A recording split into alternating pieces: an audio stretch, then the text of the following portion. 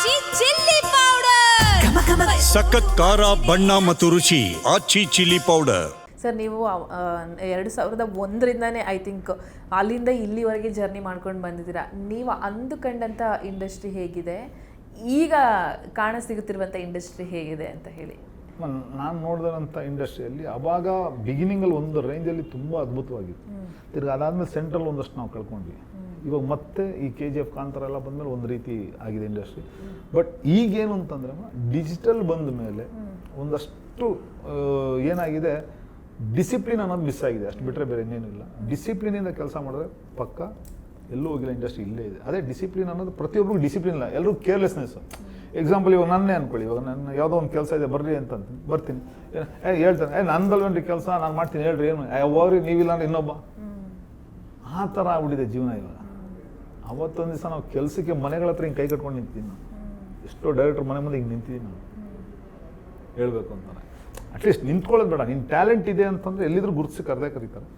But ಏನಂತಾರೆ, discipline ಇರಬೇಕು ಅಷ್ಟೇ. ಆ ಡಿಸಿಪ್ಲಿನ್ ಇಲ್ಲ ಅಂತ ಹೇಳಕ್ಕೆ ಇಷ್ಟಪಡ್ತೀನಿ. ಓಕೆ ಸರ್, ಈಗ ನೀವು ಗಮನಿಸ್ತಾ ಇದ್ದೀರಾ ಇತ್ತೀಚೆಗೆ ನೀವು ಹೇಳ ಡಿಜಿಟಲ್ ಯುಗ, ಎಲ್ಲ ಮೊಬೈಲಲ್ಲೇ ಆಟ ಶುರುವಾಗಿದೆ.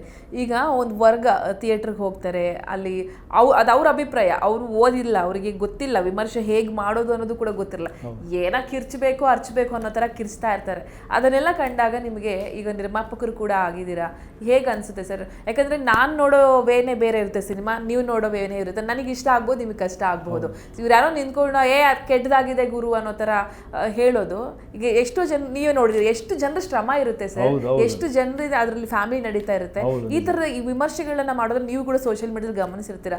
ನೀವು ಏನು ಹೇಳೋದಕ್ಕೆ ಇಷ್ಟಪಡ್ತೀರಾ ಸರ್? ನಾನು ಹೇಳೋದೇನಂದ್ರಮ್ಮ, ಸಿನಿಮಾ ನೋಡಿ, ನಿಮ್ಗೆ ಇಷ್ಟ ಆಗಲಿಲ್ವಾ, ಇಷ್ಟ ಇಲ್ಲ ಸೈಲೆಂಟಾಗಿ ನೋಡಿ. ಯಾಕಂದರೆ ಒಬ್ಬರು, ಇವಾಗ ನನಗೆ ಎಕ್ಸಾಂಪಲ್ ಹೇಳ್ಬೇಕಂದ್ರೆ ಇವಾಗ ನಂಗೆ ಮುದ್ದೆ ಇಷ್ಟ, ನಿಮ್ಗೆ ರೈಸ್ ಇಷ್ಟ ಆಗ್ಬೋದು. ಅಫ್ಕೋರ್ಸ್ ಹೆಣ್ಮಕ್ಳೆಲ್ಲ ಜಾಸ್ತಿ ರೈಸು ಅದು ಇದು ರೋಟಿ ಆ ಥರದ್ದೇನು ತಿಂತಾರೆ ಅಂತ. ಬಟ್ ನೀವು ಮುದ್ದೆನೇ ತಿನ್ನಬೇಕು ಅನ್ನೋದೇನಿಲ್ವಲ್ಲ ಅಲ್ವಾ? ನನಗಿಷ್ಟ ಆಯಿತು, ನನಗಿಷ್ಟ ಆಯಿತು, ಇಷ್ಟ ಆಗಲಿಲ್ಲ, ಇಷ್ಟ ಆಗಲಿಲ್ಲ. ಅದು ಬಿಟ್ಬಿಟ್ಟು ಅದ್ರ ಬಗ್ಗೆ ಒಂದು ಕೆಟ್ಟದ ಕಾಮೆಂಟ್ಗಳು ಹಾಕೊಂಡು ಅದೆಲ್ಲ ಮಾಡೋದಿಲ್ಲ ತಪ್ಪು ಅಂತ ನನ್ನ ಅನಿಸಿಕೆ. ಇಷ್ಟ ಇಲ್ಲಮ್ಮ, ನನಗಿಷ್ಟ ಇಲ್ಲ, ಸಿಂಪಲಾಗಿ ಒಂದು ಹಾಕ್ಕೊಂಡು ಏನೋ ಒಂದು ಮೇಂಟೈನ್ ಮಾಡಿದ್ರೆ ಸರಿ. ಕೆಟ್ಟದಾಗ ಮಾತಾಡೋದು ಅದು ಇದೆಲ್ಲ ತುಂಬ ತಪ್ಪು ಅಂತ ಹೇಳಕ್ಕೆ ಇಷ್ಟಪಡ್ತೀನಿ. ಏನಕ್ಕೆ ಅಂದರೆ ಅದರಿಂದ ಹೇಳಿದ್ನಲ್ಲಮ್ಮ, ನಾನು ಇವಾಗ ಇಷ್ಟು ಜನ ಕೆಲಸ ಮಾಡಿರ್ತಾರಲ್ಲ, ಇವಾಗ ಸುದೀಪ್ ಸರ್ದು ಒಂದು ಸಿನಿಮಾ ಅನ್ಕೊಳ್ಳಿ, ಮಾರ್ಕ್ ಸಿನಿಮಾ ಒಂದು ಸಿನಿಮಾ ನಿಮ್ಗೆ ಅನಿಸ್ಬೋದು, ಓಕೆ ಚೆನ್ನಾಗಿದೆ ಚೆನ್ನಾಗಿಲ್ಲ ಅಂತ 2 ನಿಮಿಷದಲ್ಲಿ ನೀವು ತೊಗೊಂಡು ಟೈಪ್ ಮಾಡಾಕ್ಬಿಡ್ತೀವಿ. ಬಟ್ ಆ ಒಂದು ಸುದೀಪ್ ಸರ್ ಸಿನಿಮಾ ನಂಬಿಕೊಂಡು ನಾನೇ ಒಂದು ಆ್ಯಕ್ಷನ್ ಮಾಡಿದ್ದೀನಿ, ಯಾವುದು ಕಾಳಿದೊಂದು ಆ್ಯಕ್ಷನ್. ಎಷ್ಟು ಜನ ಇರ್ಬೋದಮ್ಮ, ನಿಮ್ಮ ಜನರಲ್ ಆಗಿ ಎಷ್ಟು ಜನ ಇರ್ಬೋದು? 1000 ಜನ ಅನ್ಕೊಳ್ಳೋಣ ಅಲ್ವರ?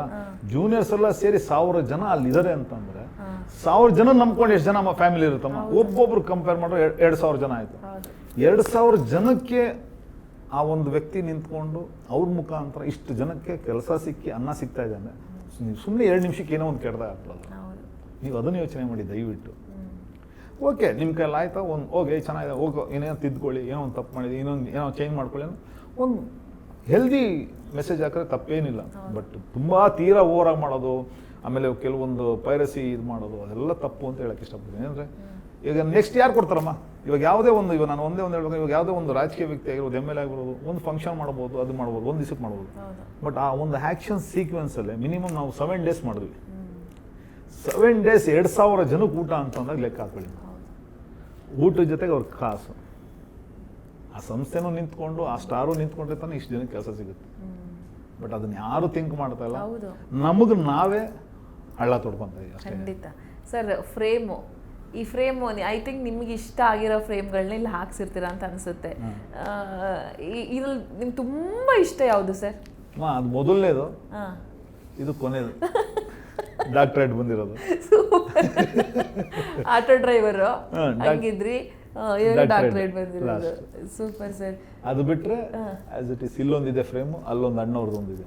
ಓಕೆ ಸರ್, ಸಲ್ಮಾನ್ ಖಾನ್ ಅವ್ರ ಜೊತೆ ಎಲ್ಲ ವರ್ಕ್ ಮಾಡಿದ ಅನುಭವ ಹೆಂಗಿತ್ತು ಸರ್? ಅದ್ರ ಬಗ್ಗೆ ಮಾತಾಡೋದಾದ್ರೆ ಅದೇ ಹೇಳಿದ್ನಲ್ಲಮ್ಮ, ಇವಾಗ ಅಣ್ಣವ್ರ ಅಲ್ಲ ಸರ್, ಅವರು ನೋಡಿ, ಈಗ ಅವ್ರು ನಮ್ಮನ್ನ ಇಲ್ಲಿಂದ ಹೋಗಿರ್ತೀವಲ್ಲ ಸ್ಯಾಂಡಲ್ವುಡ್, ಅವ್ರು ನಮ್ಮನ್ನ ಹೆಂಗ್ ಸ್ವೀಕರಿಸ್ತಾರೆ ಸರ್? ಈಗ ನೀವು ಹೋದಂಥ ಸಂದರ್ಭದಲ್ಲಿ ನಮ್ಗೆ ಅವ್ರು ಫೈಟ್ ಮಾಸ್ಟರು, ಈಗ ಆ ಥರ ಬಂದಾಗ ಅವ್ರು ಹೇಗೆ ಸ್ವೀಕಾರ ಮಾಡ್ತಾರೆ? ಇವಾಗ ಹೇಳ್ತೀನಲ್ಲಮ್ಮ, ಶಾರುಖ್ ಖಾನ್ ಆಗಲಿ ಸಲ್ಮಾನ್ ಖಾನ್ ಆಗಲಿ, ರವಿ ಕರೆ ಅವ್ನು ರವಿನಾ ಅಂತ ಹೇಳಲ್ಲಮ್ಮ, ರವಿ ಸರ್ ಅಂತಾನೆ ಮಾತಾಡ್ತಾರೆ. ನಾನು ಅವ್ರ ಸಿನಿಮಾ ನೋಡ್ಕೊಂಡು ಬೆಳೆದವ್ ನಾನು ಆ್ಯಕ್ಚುಲಿ ಹೇಳ್ಬೇಕು. ಇಬ್ಬರು ನನ್ನನ್ನು ಸರ್ ಅಂದ್ಬಿಟ್ಟು ರೆಸ್ಪೆಕ್ಟ್ ಕೊಟ್ಟು ಮಾತಾಡ್ತಾರಲ್ಲ, ನಿಜವಾಗ್ಲೂ ಅದಕ್ಕೆ ನಾನು ಬೆಲೆ ಕಟ್ಟಕ್ಕಾಗಲ್ಲ. ಈಗ ನಮ್ಮ ಅಲ್ಲು ಅರ್ಜುನ್ ಇರ್ಬೋದು, ಇವಾಗ ಅಲ್ಲೊಂದು ಫೋಟೋ ಇದೆಯಲ್ಲ ನಿಂತ್ಕೊಂಡು ಅದು ನಾವು ಮಾತಾಡ್ತಾ ಇರೋದು ಓನ್ಲಿ ಫಾರ್ ಅಪ್ಪು ಸರ್ ಬಗ್ಗೆನೇ ಮಾತಾಡ್ತಾರೆ. ಅದು ಈ ಫೋಟೋದಲ್ಲಿ ಓಕೆ, ಬೇರೆ ಏನೂ ಅಲ್ಲ. ಹೇಗಿದ್ದಾರೆ ಅಪ್ಪು ಅವರು, ಹಿಂಗೆ ಅವ್ರಿಗಿಂತ ನಾನು ಬೆಸ್ಟ್ ಫೈಟ್ ಮಾಡ್ಬೋದಾ, ಮಾಡ್ತೀನ ನಾನು, ಇವ್ರು ಕೇಳ್ತಾರಂತ ಕ್ವಶನ್. ಅದು ಅವತ್ತಿನ ಸಹ ಕೇಳಿದಂಥ ಕ್ವಶನ್. ಆ ರೀತಿ ಕೆಲವೊಂದಷ್ಟು ಜನ ನಮ್ಮ ಇಂಡಸ್ಟ್ರಿ ಮೇಲೆ ತುಂಬ ಪ್ರೀತಿ ಇದೆ, ಬಟ್ ಆದರೆ ಇಂಡಸ್ಟ್ರಿಯಲ್ಲಿ ಇಷ್ಟು ಜನ ಟೆಕ್ನಿಷಿಯನ್ಸ್ ಇದಾರ ಅನ್ನೋದು ಇನ್ನೂ ಅವ್ರಿಗೆ ಇಲ್ಲ.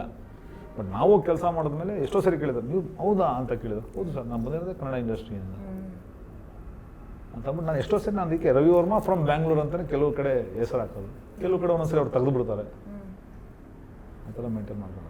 ಬಟ್ ಯಾವುದೇ ಸ್ಟಾರ್ಗಳಿಗೆ ಕೆಲಸ ಮಾಡಿದ್ರು, ಇವಾಗ ಅಲ್ಲೊಂದು ನೋಡಿರ್ಬೋದು ನೀವು ಬಾಪ್ ಅಂತ,